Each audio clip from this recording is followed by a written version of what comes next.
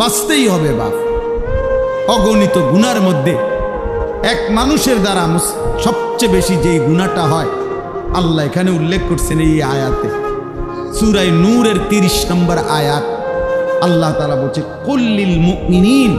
হে নবী সমস্ত ইমানদার পুরুষদেরকে বলে দেন, সে জওয়ান হোক আর বুড়া হোক, সে জওয়ান হোক আর বুড়া হোক, আপনি বলেন সমস্ত পুরুষ যেন ইয়াগুদ্দু মিন আবসারিহিম, প্রত্যেকেই যেন তাদের চোখ ভিন নারী, হারাম ছবি, হারাম দৃশ্য থেকে,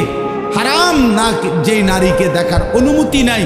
যেই ছবি দেখার অনুমতি নাই, যেই দৃশ্য দেখার অনুমতি নাই, তার থেকে যেন অবশ্যই আমার মুমিন বান্দা যেন যুবক হোক বৃদ্ধ হোক